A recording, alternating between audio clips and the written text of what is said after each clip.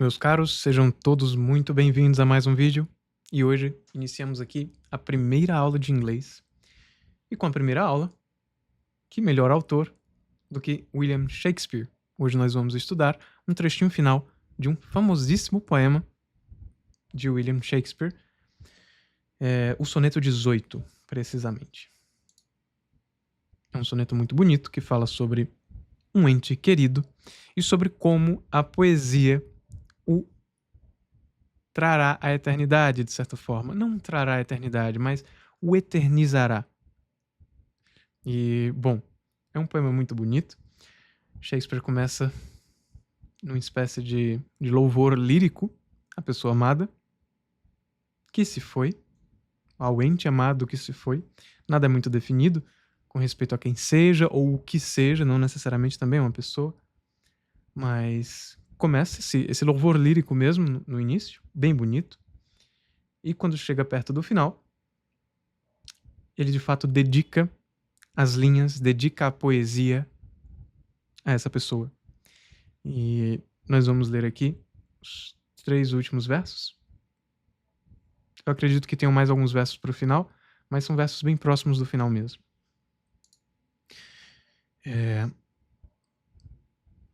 Vamos aqui. Primeiro eu vou ler em inglês, em seguida eu vou dar uma tradução geral, e depois nós vamos vendo, palavrinha por palavrinha, irei dando todas as explicações necessárias. Não se assustem, é um inglês antigo, é um inglês poético, mas é um bom inglês, e eu esqueci de dizer-me no começo, mas é um curso, é uma aula para completos iniciantes, então não tenha medo, tenha ousadia, é possível iniciar um estudo de inglês com boa literatura, e precisamente com boa literatura que bem se inicia. Bom, meus caros, vamos vendo aqui. Primeiro, vou ler o trecho em inglês, em seguida uma tradução geral, e depois a explicação de cada palavra. Nor shall death brag thou wander'st in his shade, when in the internal lines to time thou grow'st, so long as men can breathe, or eyes can see. Perfeito. Lindíssimo. Bom,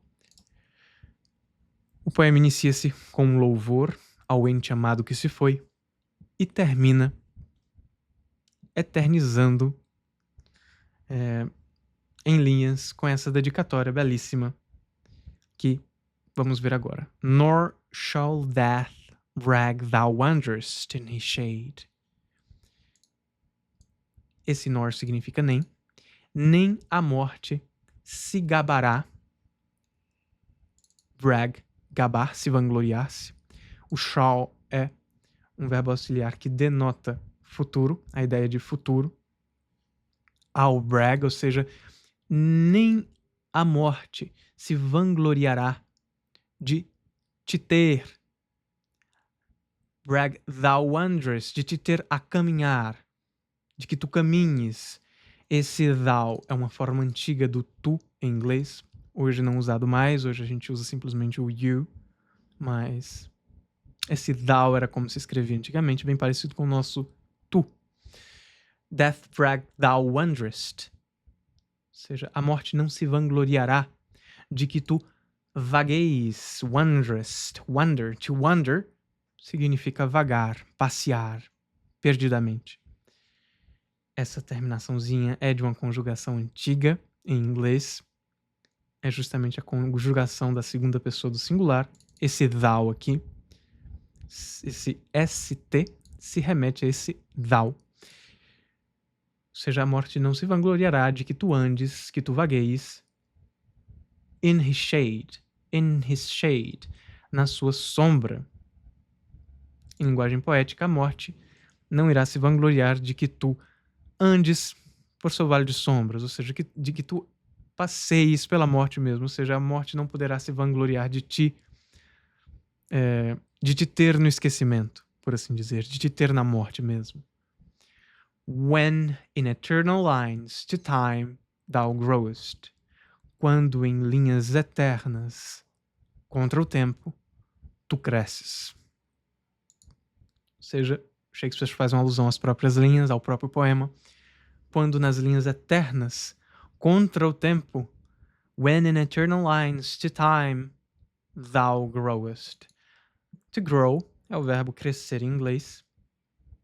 Aqui tem o ST no final aqui, que denota a conjugação da segunda pessoa do singular nessa linguagem mais antiga, nesse inglês mais antigo. Ou seja, a morte não se vangloriará de te ter andando pelo reino do esquecimento, quando em linhas eternas ao tempo, quando em linhas eternas contra o tempo, tu cresces. Cresces de que forma? Cresces na poesia de Shakespeare, ou seja, eternizado mesmo nas linhas do autor. So long as man can breathe, or eyes can see. Enquanto os homens puderem respirar, ou olhos puderem ver. So long as é uma expressão que significa por enquanto, homens aqui no sentido de humanidade, enquanto homens puderem respirar, can breathe, or eyes can see, ou olhos podem ver. Ou seja, enquanto existir homens que possam ler minhas poesias, tu serás eterno.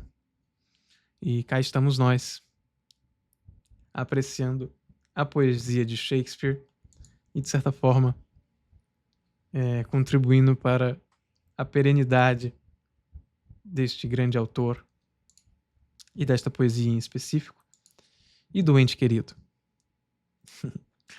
So long as man can breathe, or eyes can see. Bom, agora vamos à explicação de verso por verso, palavra por palavra.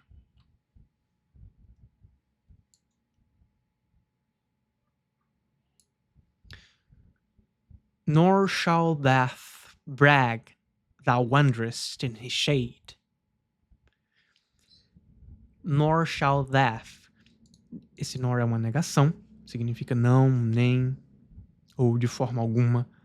É uma negação. Shall death brag. Shall death brag. Esse shall indica o futuro. É uma forma antiga do futuro. Hoje em dia nós usamos mais o will, mas esse shall aparece bastante em leituras mais antigas, em clássicos principalmente, que tem o mesmo significado de will, no sentido de denotar o futuro. Então, quando esse shall estiver presente na frase, significa que o tempo verbal está no futuro. Nor shall death brag thou wanderest. Nem a morte se vangloriará, como eu posso dizer, terá por vaidade. To brag seria vangloriar-se. Glória vã. Nor shall death brag thou wanderest. E a morte não se vangloriará de que tu andes, de que tu vagueies, thou wanderest in his shade. Que tu vagueies na sua sombra. In his shade.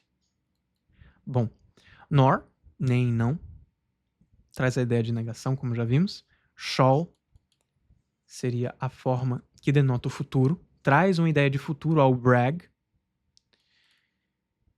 Então, hoje nós temos o will, coloquei umas frases aqui de exemplo.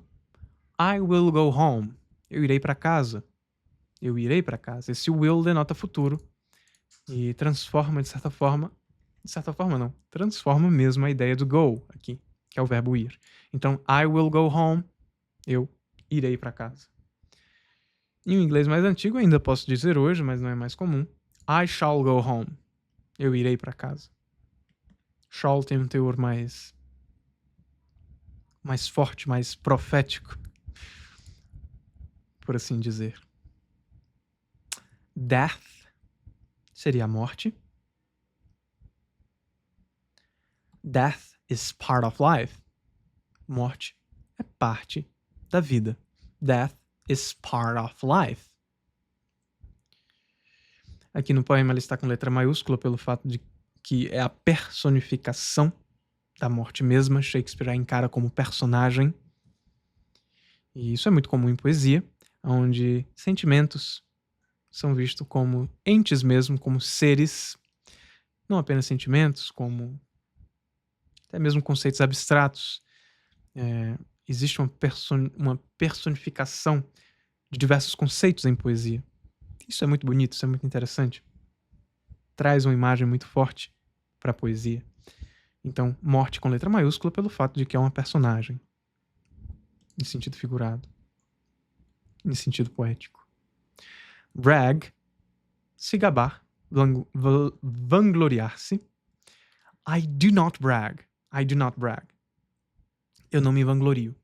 Eu não me gabo. Thou, você, uma forma antiga de you, como nós já vimos no início. Thou art my friend. Thou art my friend. Tu és meu amigo. Tu és meu amigo. Hoje nós diríamos you are my friend. You are my friend. Você é meu amigo.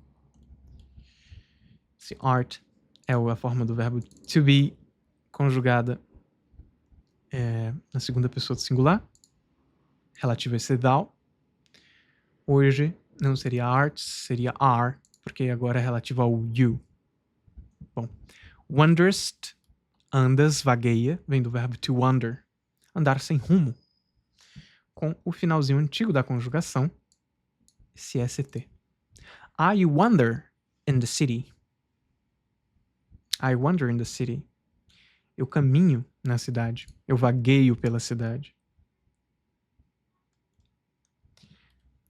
In é uma preposição em inglês. O uso é bem parecido com o nosso em, ou seja, algo que está dentro de algo. The book is in the bag. The book is in the bag. O livro está dentro da bolsa. The book is in the bag. His seria referente à morte, ou seja, in his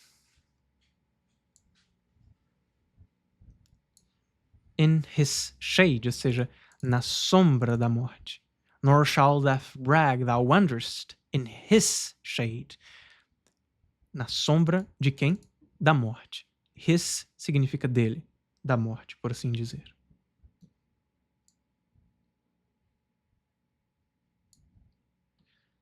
This is his book. Esse é o livro dele. His book. Shade, sombra. Aqui seria o domínio da morte, o reino do esquecimento, o lugar para onde o ser amado iria, se não fosse por Shakespeare, por torná-lo perene em sua poesia. I sit in the shade. Eu me sento na sombra, no domínio da morte. Bom, vamos ler mais uma vez esse primeiro verso. E lerei de forma bem lenta. Em seguida, eu peço para que você repita. Nor shall death brag, thou wanderest in his shade.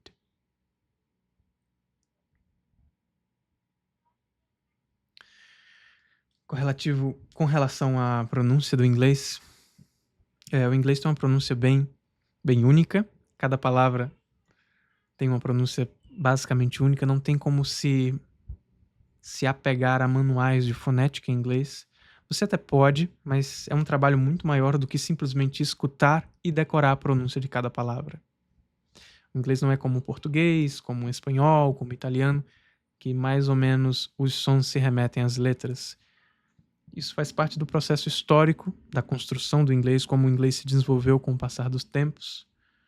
E é uma língua que verdadeiramente as suas letras não reproduzem os seus sons fidedignamente. Então, cada palavra meio que tem que ser decorada. Bom, com muita escuta, com muita prática, isso não é problema. A pronúncia do inglês não é uma pronúncia exorbitantemente difícil. Existem muitas outras línguas com pronúncias muito piores. E simplesmente o que eu vos recomendo é uma escuta constante e uma tentativa constante também de fazer igual, de imitar. Assim como uma criança, por muito escutar, vai aprendendo a falar melhor. Nós, da mesma forma. Vamos escutando e vamos memorizando os sons de cada palavra.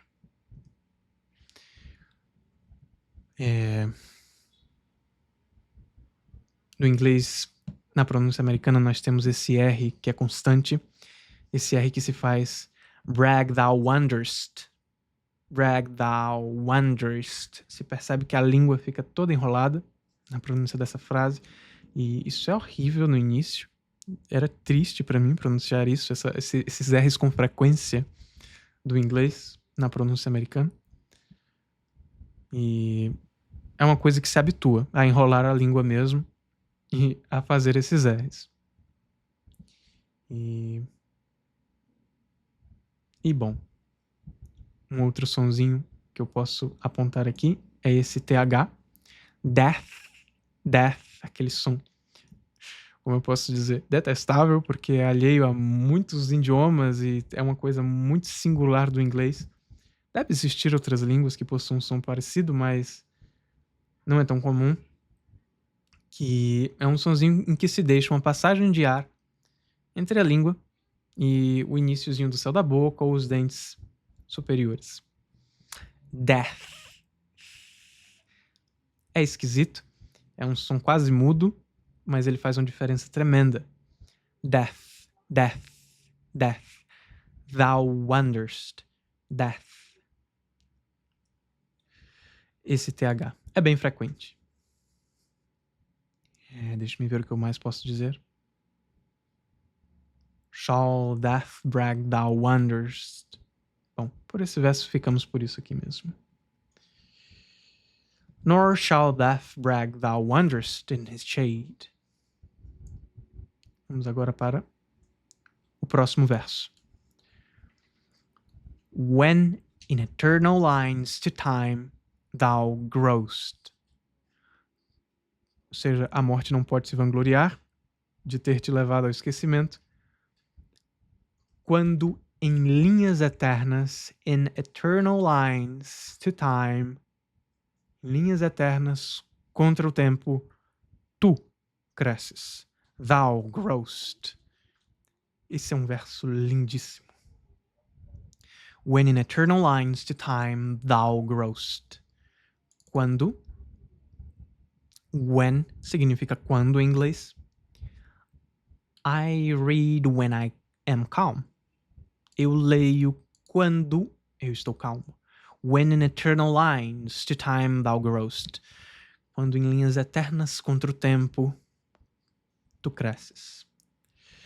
In eternal lines, em linhas eternas. To time. Esse to significa para. Tem vários significados. Pode se traduzir como várias coisas aqui em português. Mas, de forma geral, aqui significa contra o tempo. Em direção, em oposição ao tempo. To time. Mas pode significar esse to, dependendo do contexto, como para, em direção a. Mas esses significados que são, de certa forma, parecidos. Trazem uma ideia semelhante. When in eternal lines to time, ou seja, contra o tempo, thou growest. Tu cresces. To grow é crescer em inglês. Growest, esse ST, conjugaçãozinha relativa ao thou. Em poesia é muito comum um jogo de palavras, uma brincadeira com a sintaxe mesmo, onde os sintagmas da oração mudam de lugar, de local, e por razões poéticas vão para cantos diferentes que na fala convencional a gente não costuma fazer esse jogo, essa mudança de posições de palavras. Mas na poesia isso é permitido. Na poesia, em qualquer canto que você quiser, você pode inclusive falar assim. Só não vai ser muito compreendido pela maioria das pessoas, mas nós vemos aqui que o advérbio vem num canto não usual, o sujeito vem lá no final, aí depois vem o verbo. Não é uma ordem de palavras convencional, habitual à língua inglesa. A gente vai ver muito disso nas próximas aulas e toda vez que formos ler literatura clássica, poemas em específico. Isso é muito comum. Bom, vamos aqui vendo palavra por palavra. When, quando. I read when I am calm. Eu leio quando eu estou calmo. When seria o dentro. In eternal lines, ou seja, dentro das linhas eternas de meu poema. Eternal lines. Eternal, eternal. Eterno, que não acaba. Love is eternal. Amor é eterno. Como eu posso dizer? Aqui a gente vê que no inglês o adjetivo vem antes do substantivo. Eternal lines. Eternal lines. Linhas eternas. Eternas linhas. Nós podemos fazer isso em português e soa bem bonito. Eternas linhas, colocar o adjetivo sempre antes do substantivo. Fica bonito. Fica bonito. Dá um teor literário à fala. Mas, costumeiramente, em português, nós colocamos o adjetivo depois do substantivo. Em inglês, na gigantesca maioria das vezes, quase sempre, se não sempre, o adjetivo vem antes do substantivo, ou seja, eternas linhas e não linhas eternas. Eternal lines.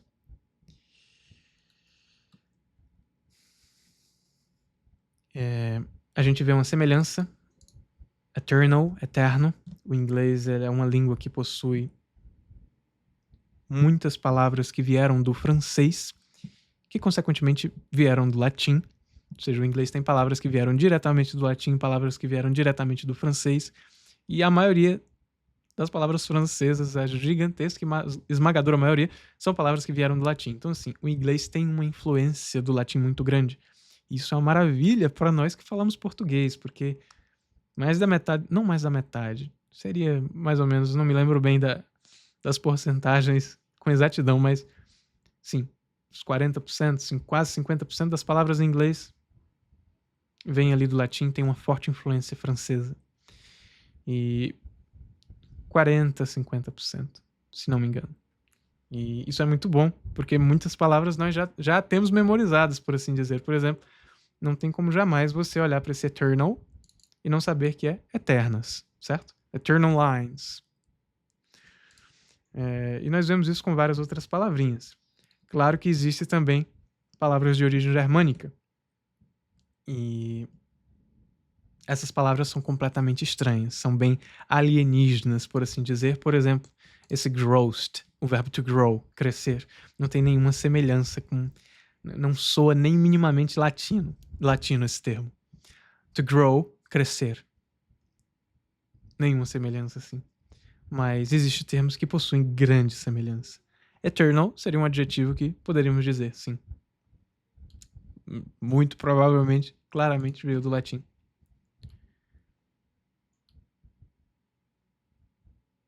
Eternal lines. Lines, aqui são linhas, versos do poema. I read 2 lines. I read 2 lines. Eu leio 2 linhas. To, para, em relação a. No caso aqui, pode se traduzir contra o tempo. É uma preposição muito comum em inglês. Eternal lines, to time thou growest. To time thou growest. Contra o tempo, em relação ao tempo, tu cresces. Ou seja, nos meus poemas, em relação ao tempo, contra o tempo, tu cresces, tu permaneces. Time, tempo. Time em inglês, a gente vai ver, time é uma palavra que tem vários significados, pode se traduzir de várias formas dependendo do contexto, mas todas são formas que se correlacionam com a ideia de tempo, de período, de momento. Time is important. Time is important. Tempo é importante. Grande verdade. Thou seria o tu, essa forma antiga, belíssima, de um inglês mais antigo. Thou, tu. Growest,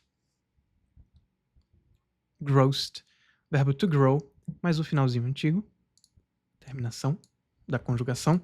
I grow every day. Eu cresço todo dia. I grow every day. Bom, vamos aqui mais uma vez. Eu vou ler o verso bem lentamente em seguida, por favor. Tente pronunciar. When in eternal lines to time thou growest.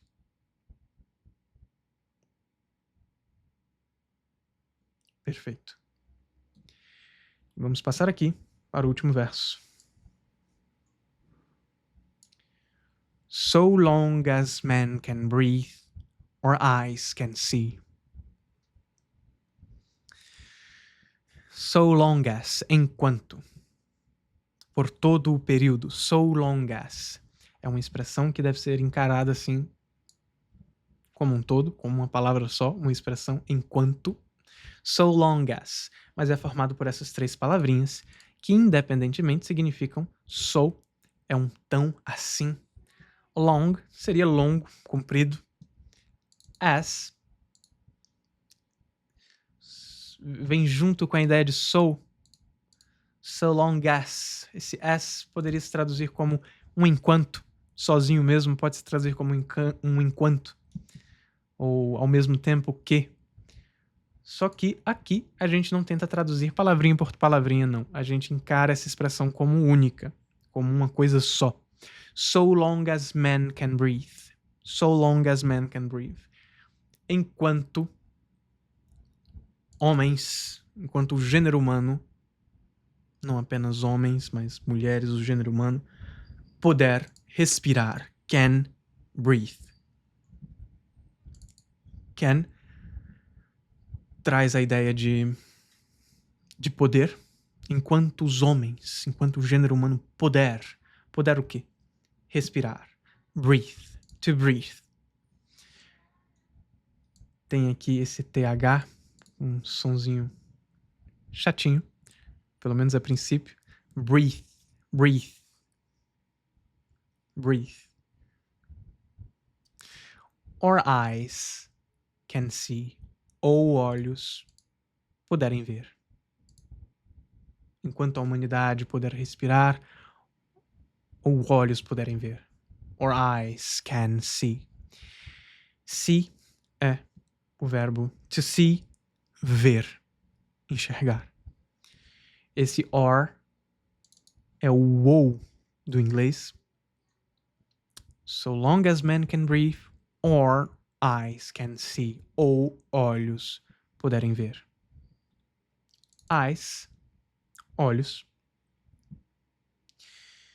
E or eyes can see. Perfeito. Vamos aqui palavra por palavra. Sou individualmente, tão assim. Long, longo, comprido. A expressão toda, em conjunto. So long as. Enquanto.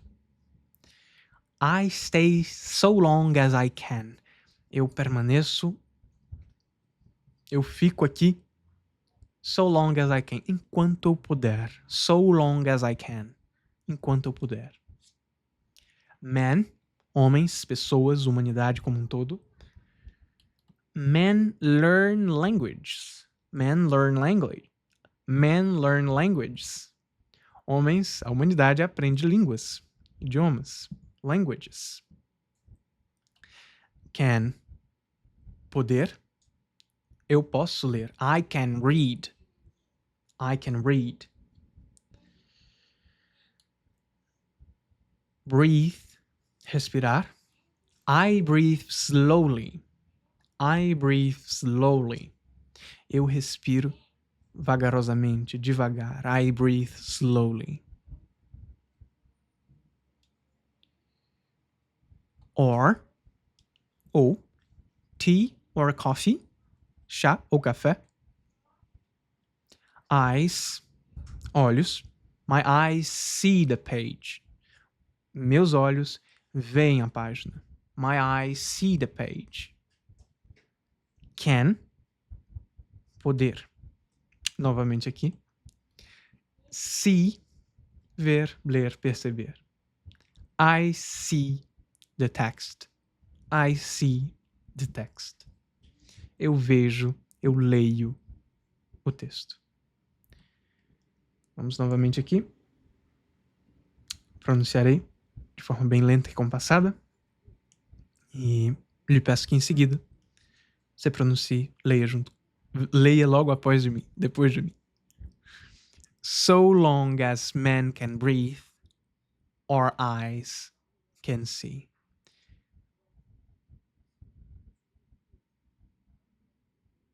Perfeito.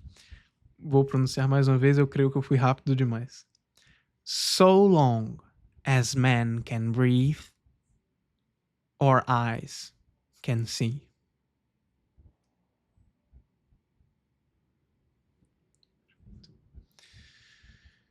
Em relação à pronúncia, assim como no francês, o inglês possui encontros vocálicos, encontros de vogais que se pronunciam como uma só vogal. Por exemplo, esse bre, de breathe, a gente não pronuncia breath. Não. Isso aqui é simplesmente um i. Breathe, breathe, breathe. E a gente vê aqui esse si, que é um i. Simplesmente see. So long as man can breathe, or eyes can see. Eyes. A gente ignora tudo isso aqui e simplesmente fala eyes, eyes, não eis, eyes, eyes. So long as. Aqui já seria um as e não um as. As vogais em inglês, elas... É aquilo que eu disse. É memorizar em cada palavra. Porque as vogais mudam de som. Mudam muito de som. Dependendo da palavra na qual elas se encontram. Então, em inglês, o que eu tenho a dizer com relação à pronúncia é simplesmente escutar e repetir. Escutar e repetir até você internalizar todos os sons de todas as palavras. E com o passar do tempo, você vai ter memorizado o som de tantas palavras que, de certa forma, o seu cérebro vai começar a absorver padrões. E chega um ponto em que você vai ver uma palavra em inglês e você já vai conseguir, mesmo que você não conheça aquela palavra, você nunca tenha ouvido falar dela, nunca tenha ouvido ela, você leu ela e é uma palavra nova, você já tem tantos sons memorizados, tantas palavras memorizadas, que você vai com o passar de muito tempo, vai conseguir mais ou menos inferir aquela pronúncia. E isso é muito legal. Às vezes você acerta, às vezes você erra, mas quando você acerta, é muito satisfatório, porque você percebe que, por mais que o sistema fonético em inglês seja uma bagunça, com o passar de muito tempo, de muita escuta, de muita prática, você começa a conseguir inferir, deduzir mesmo como é que determinada palavra se pronuncia, mesmo você nunca tendo ouvido essa palavra. E, bom, meus caros, vamos aqui no início novamente ler o trechinho completo. E eu peço que vocês leiam, pratiquem bastante. O exercício de casa, o único exercício de casa que eu passo a todas as pessoas que estiverem acompanhando até aqui, muito obrigado. Meus caros, simplesmente leiam e releiam, escutem e escutem novamente. Esses 3 versos, essa aula, mas principalmente o que interessa a vocês pessoalmente, certo? Outros poemas, outros livros, outros trechos, artigos, jornais, qualquer coisa, estando em inglês, perfeito. Você só precisa ler e reler, traduzir aquilo, entender todas as palavras ali, se não todas, pelo menos as palavras que vão permitir a compreensão daquele texto, daquele pedaço, e daquele conteúdo, e escutar e escutar novamente. Escutar e escutar novamente. Tem um trechinho que é complicado, que você não entendeu, tudo bem. Você se apega ao que você entendeu. E se apegue, e pratique, e repita. É simples, não é nada complicado, é só repetição. Só repetição. Bom, como tarefa de casa, eu vos aconselho, eu vos digo para ler e reler esse trechinho e pronunciá-lo e repronunciá-lo até cansar. Bom, até internalizar tudo e cansar. Claro, não é só pelo simples fato de cansar, é para absorver mesmo o conteúdo desse trecho. E se você está iniciando o estudo de inglês agora, meus parabéns, você iniciou de uma forma gloriosa, lendo Shakespeare, isso é muito bom, isso é motivo de alegria mesmo. E se você aprender uma palavra com essa aula, um terminho, já é alguma coisa. Já é alguma coisa não, já é muita coisa, já é uma palavra adquirida. Uma palavra a menos das 2.500. E, bom, meus caros, vamos ler aqui o trecho uma última vez para encerrar essa aula. Nor shall death drag thou wanderest in his shade, when in eternal lines to time thou growest, so long as men can breathe or eyes can see. Perfeito. Com isso, ficamos por aqui. Essa foi a primeira aula de muitas e muitas e muitas aulas que virão. Se você estuda inglês, se você gosta de idiomas, de literatura e de comentários a respeito desses temas, fique aqui no canal. Você não vai se arrepender. Bom, meus caros, fiquem bem, fiquem com Deus. E até um próximo vídeo.